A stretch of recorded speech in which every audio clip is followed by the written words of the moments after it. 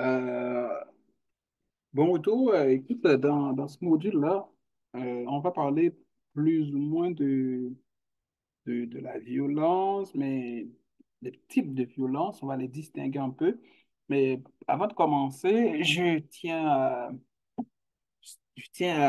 à réfléchir avec vous un peu sur, euh, sur un auteur intéressant qui s'appelle George Steiner, qui a écrit un petit texte qui s'appelle Une certaine idée de l'Europe. Bon, dans ce texte-là, il émet une hypothèse selon laquelle il pense que la violence serait, l'une des causes de la violence serait ce qu'on appelle euh, le le non-énoblissement de l'esprit. C'est-à-dire euh, la crétinisation, euh, l'obscurantisme serait à la base de la violence dans les sociétés.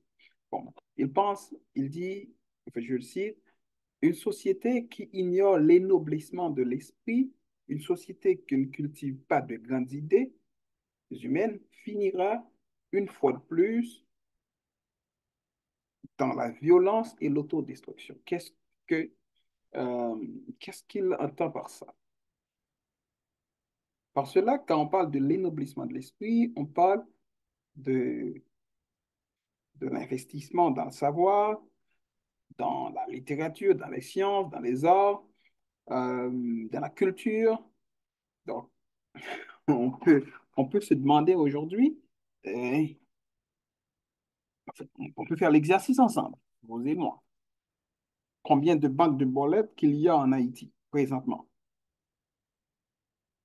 Combien de banques de bolettes qu'il y a en Haïti? Donc, je pense que même l'État haïtien n'est pas en mesure de nous dire combien de banques de bolettes qu'il y a en Haïti, de banques de bolettes. Combien de discos qu'il y a en Haïti? Je ne pense pas que l'État serait en mesure de nous dire ça. Combien il y en a vraiment de discothèques, quoi. Donc, combien de boîtes de nuit, je ne sais pas, mais combien de choses qui ne sont pas utiles à la société, pas très utiles en tout cas, à la société qu'il y en a. On n'est pas capable de les compter. Combien d'églises qu'il y en a en Haïti, d'accord? Je ne pense pas que vous serez capable de les compter. Euh, mais si je vous demande combien de bibliothèques universitaires qu'on a en Haïti, donc on connaît tous et toute la réponse. Euh, j'ai pas envie de dire zéro, mais on est conscient qu'il n'y en a pas. Il n'y en a pas de bibliothèques universitaires donc, dignes de ce nom. Je ne pense pas qu'il y en a. S'il y en a une bibliothèque, il n'y en a pas deux. Bon, je crois que c'est professeur Gilles qui disait qu'on a des centaines d'universités et qu'on n'a pas de bibliothèque, aucune bibliothèque universitaire, écoute, voilà le résultat. Bon, mais on peut penser ça de cette manière, si on a le droit. Donc, parce que s'il n'y a pas de bibliothèque, il n'y a pas d'université, d'accord? Parce que l'université, ça prend la lecture, ça prend l'écriture, écoute, ça prend la production scientifique, ça prend la production de savoir, ça prend des réflexions, ça prend des temps de lecture, ça prend des bons ouvrages, ça prend des ouvrages actuels. Donc, écoute, je peux vous donner un exemple. Donc, moi, j'ai publié des ouvrages récents, d'accord, qui sont dans la plupart des bibliothèques à travers le monde, mais qui ne sont pas dans les bibliothèques haïtiennes. Donc, c'est un problème sérieux. Donc, euh, est-ce que l'État haïtien se préoccupe, par exemple, de la production scientifique? C'est là l'État dominicain, écoute, nous dépasse de loin. Par exemple, l'État dominicain, ça pense. En fait, ça pense à tout ça. par exemple. Donc, est-ce que quand on regarde la trajectoire de la jeunesse haïtienne, est-ce que l'énoblissement de l'esprit, c'est-à-dire est-ce qu'aujourd'hui, un jeune pense à se former et pour se dépasser, mais non, je pense pas, en tout cas de moins en moins. Donc, ne serait-ce qu'avec le phénomène de téléphone portable qui absorbe votre temps, d'accord? Et qui nous empêche de penser aussi, parce que l'écran moi, comme je crois que je l'ai dit dans un texte, c'est-à-dire l'écran nous assiège, tandis que les papiers nous délivrent. C'est-à-dire les écrans, leur rôle, c'est de nous réduire, c'est de nous assujettir.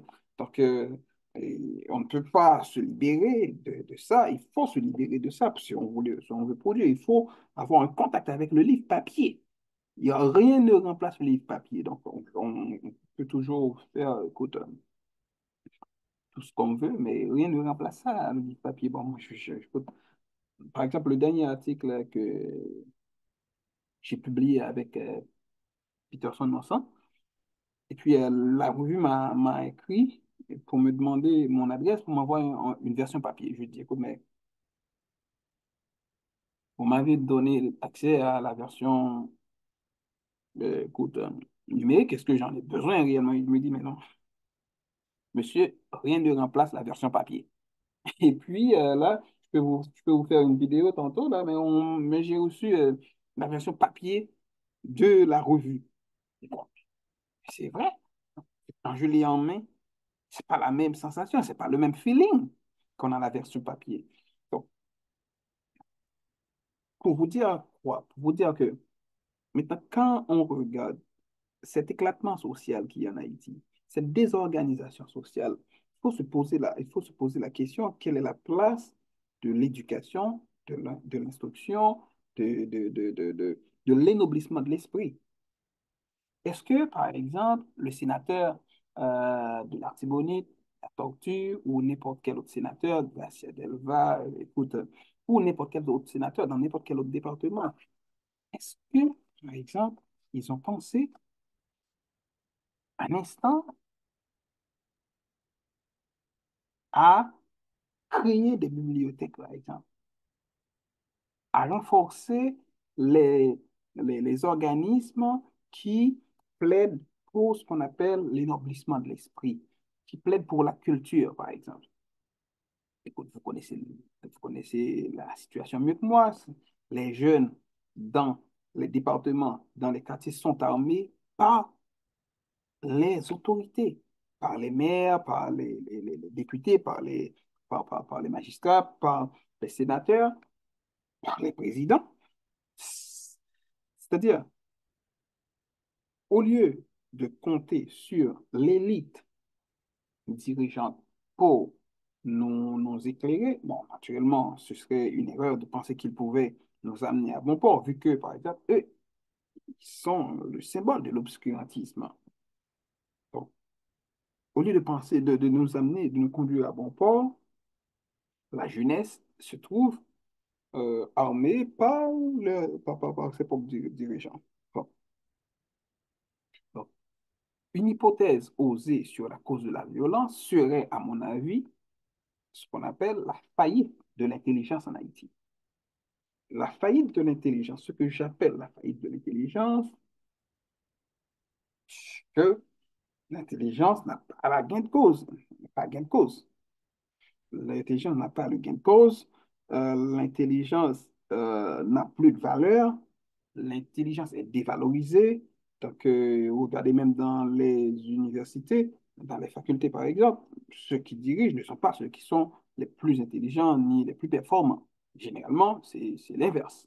Écoute, par exemple, le rectorat de l'Université d'État d'Haïti est champion là-dedans, d'accord, à faire en sorte que ce sont les plus cons, les cranks et les abrutis qui restent au pouvoir le plus longtemps que possible. Ça, c'est penser. Parce que plus que vous avez des abrutis qui sont à différents niveaux dans la structure, dans les ministères, dans les facultés, c'est plus que on serait moins exigeant, d'accord, envers ceux qui sont en haut de la structure sociale. Donc, c'est pensé comme ça, c'est pensé comme ça dans les ministères, c'est pensé comme ça dans le gouvernement, c'est pensé comme ça dans l'université, et c'est là que l'université a failli à sa mission, c'est le naufrage de l'université en entier, parce que l'université a pour mission de contrefaire, d'accord, ce désordre, de défaire ce désordre, de proposer à travers des pratiques une perspective à la nation. Mais regardez par exemple combien de doyens que vous avez qui ne sont pas élus, d'accord? Combien de doyens qui sont là, je ne sais pas, depuis l'éternité, d'accord? Donc, puis, comment cela se passe, d'accord? Ce qu'on appelle les élections, c'est-à-dire à l'université, d'accord? C'est l'image imprégnée de la dictature, c'est les racines historiques de l'État du Valérien dont nous parle Michel Foucault, se retrouvent au sein de l'université, au sein du rectorat, au sein des décanats. Donc, c'est ça. C'est comme ça, cela fonctionne. Donc, mais ce qui est encore plus choquant, quand on parle de l'énoblissement de l'esprit à l'université, on n'encourage pas l'excellence, bizarrement. À l'université haïtienne, on n'encourage pas l'excellence. On encourage ceux et celles qui sont les plus violents, ceux et celles qui peuvent manigancer, je ne sais pas, mais faire tout ce qu'ils peuvent pour se trouver là. Ils sont là. Donc, ils sont là comme ça, et comme ci, comme ça, ils sont là par le gré des choses, etc. Ils sont là parce qu'on est dans un pays de merde. Non, mais ils sont là quand même. Donc, cela se passe comme ça, cela se structure comme ça. Et l'État, le gouvernement, le rectorat, donc les décanats, donc, participent de cette construction anarchique de la société. Et c'est ces instances qui devraient donner le ton, c'est-à-dire proposer inaugurer ce qu'on appelle l'énoblissement de l'esprit, mais qui, eux, participent à saper ce qu'on appelle l'intelligence. Donc, c'est la guerre contre l'intelligence à l'université, c'est la guerre contre l'intelligence dans le gouvernement, c'est la guerre contre l'intelligence dans les boîtes, dans les différentes boîtes, dans les différentes institutions, dans les différents organismes, même, écoute, les organismes, les organismes gouvernements, en fait, comment, internationaux, donc, ou les organisations internationales, c'est la même rengaine, c'est la même chose qui se passe. C'est-à-dire, on est dans un pays où l'ignominie euh, est, à, est, à, est, à, est au point le plus culminant. Donc, en tout cas, on est dans, dans, dans, dans dans un contexte où l'on peut parler d'une pratique d'anti-savoir. Donc, la société et le savoir, ça ne marche pas de pair. En fait, comment imaginez-vous, par exemple, à l'université, qui te fait cet espace où vous pouvez étaler votre savoir? Écoute, on n'a pas envie de le faire parce que de toute façon, on va dire, écoute, lui, il fait de l'intéressant, donc il pense qu'il sait plus que tout le monde. Donc, c'est-à-dire, même là, encore, vous ne pouvez pas le faire. Et vous ne pouvez pas le faire non plus, c'est en allant à la campagne. Et donc, je veux dire, en fait, quand vous allez en province, vous ne pouvez pas le faire parce que, écoute, il y a un malfaiteur quelque part là qui vous attend et qui ne veut pas que vous faites ça là. Attention, donc, cette passion égalitaire, et à différents niveaux de la société, on retrouve ça, cette pratique d'anti-savoir, d'accord, qui est propulsée par l'université, qui déstructure aussi ce qu'on appelle les mouvements de protestation, parce que les mouvements de protestation, fait, quelque part, fait, participent aussi de ce qu'on appelle de l'énoblissement d'esprit, parce que les mouvements de protestation en fait, invitent les étudiants à lire Marx, à lire, je ne sais pas, Bourdieu, à lire d'autres auteurs, en tout cas, à lire des auteurs critiques, à lire les auteurs de l'école de Francfort. Donc, Arnaud Timer, d'accord, à lire Axel Honneth, c'est-à-dire tout le paradigme de reconnaissance. Donc, c'est-à-dire tous ces mouvements-là, par exemple, ont été déstructurés par le rectorat, d'accord, par le PHTK, d'accord, de concert, bien sûr. Donc, en fait, on arrive à avoir une université sans mouvement. Je veux dire sans mouvement, c'est-à-dire une université avec des zombies, point. Des zombies au rectorat, des zombies au décanat, des zombies étudiants, etc. Et puis, On est juste là pour être là et ça passe. Et après, donc de toute façon, demain, il sera lundi.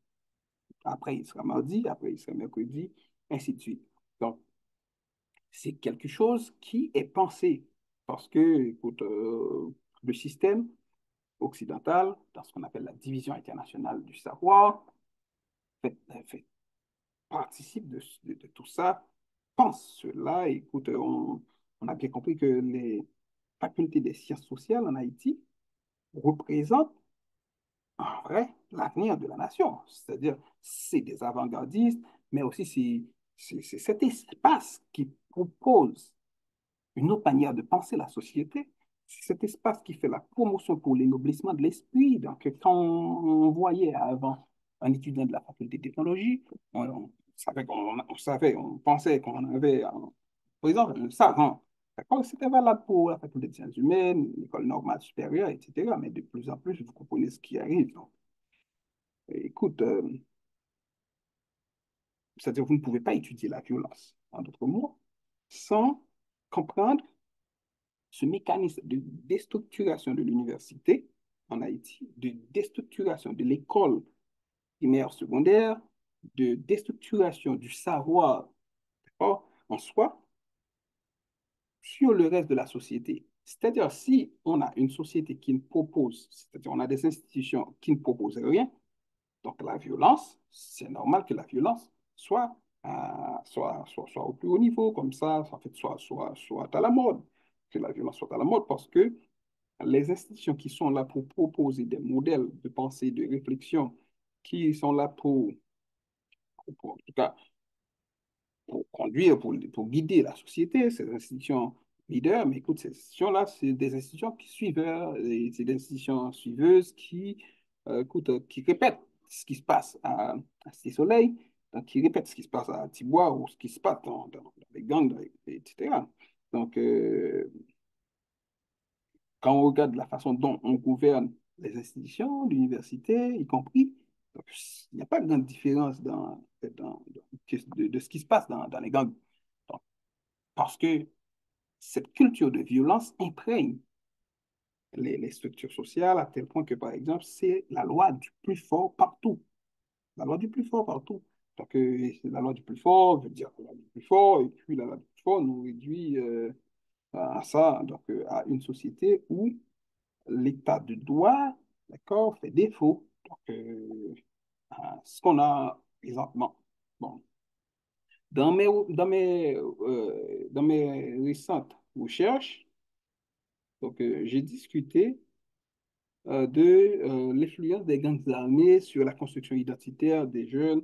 Et puis, j'ai pris le cas de Martissan. Mais on pourrait peut-être, pourquoi pas, euh, essayer, pourquoi pas, mener cette recherche dans d'autres espaces, dans d'autres espaces, que ce soit dans, dans, dans, dans les provinces. Ça pourrait être dans les provinces, au Gonaïves, par exemple, ou dans l'Artibonite avec Coco de Sanras, ou le gang de Savien, ou peut-être, même si c'est d'autres réalités, mais il y a quand même des points communs qu'on pourrait essayer de comprendre. Mais ce qui est intéressant, moi, écoute, moi, je crois que j'ai invité trois ou quatre étudiants qui sont dans le cours de venir discuter de cet article, qui fait, à mon avis, donc, une radiographie de la situation des gangs armés et comment, en tant que psychologue, vous comprenez que des jeunes qui, avant, avaient des modèles dans les quartiers populaires, ce qu'il faut comprendre dans les quartiers populaires, ne soyez pas dupes. Dans les quartiers populaires, je pourrais prendre Bel Air, par exemple. Donc, si on prend Bel Air, par exemple, Bel Air, il y avait des modèles. Donc, on a beaucoup de modèles qui viennent de Bel Air. Par exemple, Coupé Cloué, c'est un modèle, d'accord? Donc, c'est je veux dire, un musicien extraordinaire, de grand talent. Écoute, Franck Etienne, d'accord? Qui est passé de présentation dans la littérature, donc qui incarne même notre littérature savante, écoute, qui viennent de là. Donc, nous avons d'autres jeunes écoute, intéressants qui viennent de Bel Air. Donc, Bel Air n'a pas toujours été ce qu'il est aujourd'hui. D'accord? Donc, en fait, il y a eu un processus de déshumanisation. D'accord? Écoute, je crois que c'est professeur Lenz, Jean-François, ça, qui a fait un travail très intéressant, je crois que c'est sa thèse de doctorat, qui s'intitule Comment devenir un jeu dans un monde qui nous met hors jeu. Il a pris le cas de Bel Air, je crois que c'est en 2011. Et dans son travail, il a montré comment c'est organisé la société là-bas. euh, En fait, tu l'as empiré naturellement avec le temps, mais dans cette société qui essaie de mettre les jeunes hors jeu, parce que tout simplement, ces jeunes-là proviennent des quartiers populaires, donc ces jeunes-là développaient des stratégies, d'accord, pour se construire dans la société. Donc, que ce soit à travers l'artisanat, à travers le football, d'accord, les Lions Noirs du Bel-Air, vous connaissez, donc une belle équipe. Donc, que ce soit à travers d'autres pratiques, donc le Rara, donc vous savez que le Bel-Air a une belle réputation avec ses groupes de Rara. Donc, c'est-à-dire, on est passé en fait, d'une communauté qui avait quand même des réponses culturelles, c'est-à-dire qui avait formé, pourquoi pas, c'était un espace extraordinaire, c'est pas sans raison qu'on l'appelait Bel Air. Donc, Martissant, c'est pareil. Donc, quand on parle le parc de Martissant, donc des acteurs très connus, d'accord, écoute, vous savez, euh, même Clinton, par exemple, pour ses lunes de miel. Écoute, était venu, en fait, il a passé, en fait, cette période, il a passé en Haïti. Donc, mais en fait, son espace préféré, c'était quand même, d'accord, Martissant, d'accord, le parc de Martissant. Donc, un espace extraordinaire, incroyable. Comment on peut, en si peu de temps, donc, déstructurer tout ce qu'on avait pour qu'aujourd'hui, quand on parle de Matissan, on parle des gangs armés. Ça, c'est intéressant de l'étudier. Parce que ce qu'il faut comprendre, c'est que dans une société, il ne peut pas exister du vide. C'est-à-dire, dans une société, si vous ouvrez des bibliothèques, automatiquement, vous créez en fait, une synergie. Donc, automatiquement, regarde, c'est un gang armé de plus, de moins. En fait, d'accord? Parce que soit vous pensez à l'énoblissement de l'esprit, soit vous pensez à déstructurer les esprits. Donc, il n'y a pas comment, en fait, d'espace entre les deux. Donc, soit vous faites campagne pour le savoir, vous faites campagne pour la science, vous faites campagne pour la culture, vous faites campagne pour le tourisme, vous promotez le tourisme, vous promotez la jeunesse.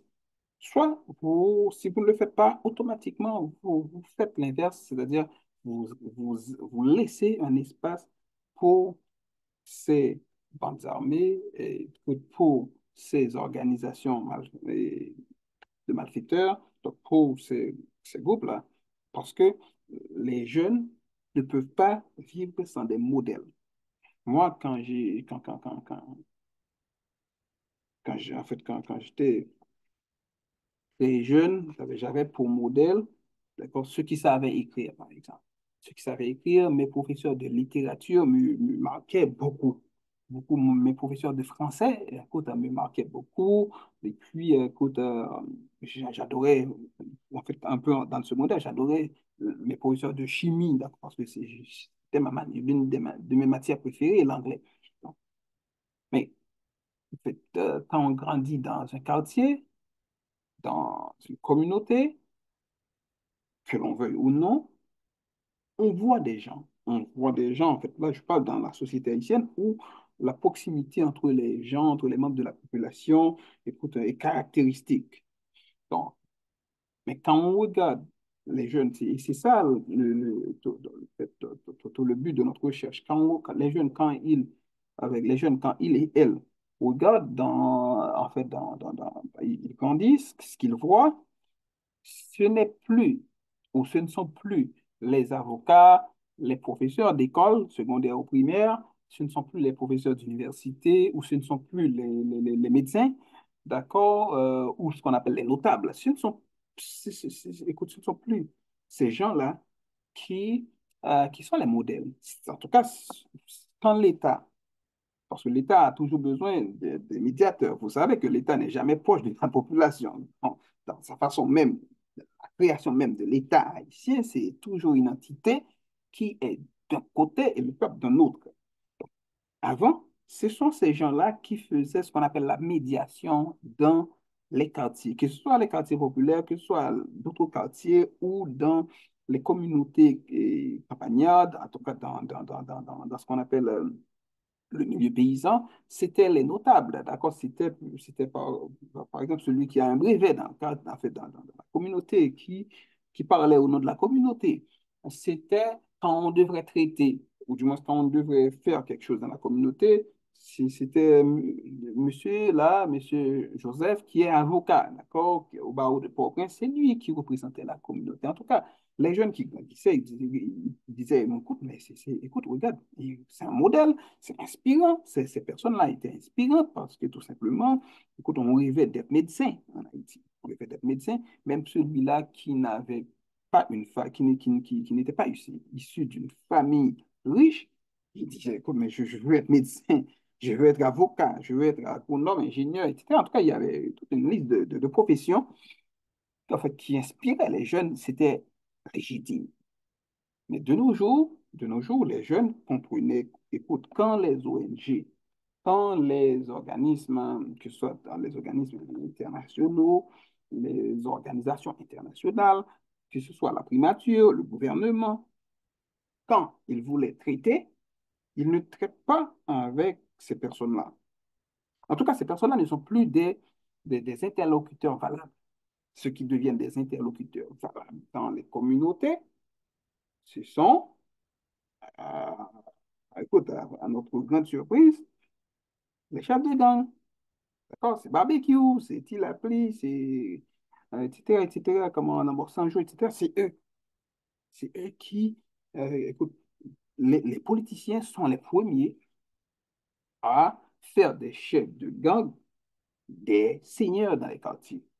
Parce que les chefs de gang, quand on lit par exemple la thèse de Emerson de Jean-Baptiste sur la violence, c'est une thèse intéressante qu'il faut lire. C'est d'ailleurs sur le portail du cours. Donc, dans sa thèse de doctorat, il nous a montré que les, les dirigeants politiques ou ceux qui aspirent à être dirigeants politiques, ils utilisent les personnes armées dans les quartiers, les gangs armés, les groupes armés, pour accéder au pouvoir. Ceux qui ont des business ou des affaires, des commerces dans les quartiers, c'est-à-dire les élites commerçantes, utilisent ces personnes pour protéger en fait, en fait, leurs affaires, en tout cas leur commerce dans les quartiers populaires. Et ceux qui veulent jeter les gouvernements utilisent aussi les mêmes groupes, d'accord? En fait, je veux dire, l'opposition politique utilise ces groupes-là aussi pour jeter les gouvernements. Mais les gouvernants, en tout cas, Ariel peut nous en dire plus, d'accord? Écoute, Martelly, Aristide, ils peuvent nous dire beaucoup là-dessus. Les gouvernants utilisent les hommes armés pour maintenir le pouvoir. Et pendant les 10 dernières années, en fait, PHTK est champion là-dedans. Donc, ils utilisent les gangs armés pour empêcher la population, d'accord, civile, écoute, à manifester. Donc, on ne peut plus manifester parce qu'on sait que, par exemple, écoute, vous sortez, mais vous ne pouvez plus rentrer dans le quartier. Donc, de toute façon, écoute, il y a au moins 3 grands massacres qui ont perpétrés entre 2017, 18 et 2020, 21, d'accord, dans 2021, dans les quartiers populaires. C'est contre l'objectif, le but, quand vous regardez les rapports des organismes, Écoute, l'objectif, c'était de stopper, d'accord, les, en tout cas, les mouvements de protestation contre le régime en place. Mais aujourd'hui, vous comprenez que, par exemple, l'utilisation même des gangs armés, les gangs armés, c'est un outil précieux, beaucoup plus précieux que l'or entre les mains du gouvernement, entre les mains des ministres, des ministères, pour que Ariel dure le plus longtemps au pouvoir pour que les gouvernements restent, même si on ne fait rien, même si par exemple la vie chère continue, même si, écoute, la sécurité, ça, c'est pas le souci des dirigeants. Le souci des dirigeants, c'est de garder le pouvoir le plus que possible et le plus longtemps que possible, et sans ne rien faire pour mériter leur titre, leur poste, leur rang. Donc, c'est-à-dire, ça, c'est la violence systémique. La violence systémique qui utilise ce qu'on appelle des organes qui peuvent exercer la violence physique et la violence psychologique aussi, donc sur la population. Bon, là, on est déjà à 2 heures de temps de l'heure normale. Donc, ce que je pense faire, je pense qu'on va laisser les deux derniers modules pour le prochain cours. Comme ça, on aura plus de temps. Et puis, je sais que les batteries aussi, écoute, il n'y a pas d'électricité. Donc, déjà, le temps pour un cours en ligne. Donc, c'est déjà amplement suffisant en Haïti. Donc, on va dire, je vais vous dire, écoute, merci de votre présence. Et puis, on va faire place aux questions. On va prendre 10 à 15 minutes maximum pour les questions. Et puis, donc, c'est au prochain cours, on va voir les typologies de violence et puis et c'est quoi on peut faire pour réduire la violence en Haïti.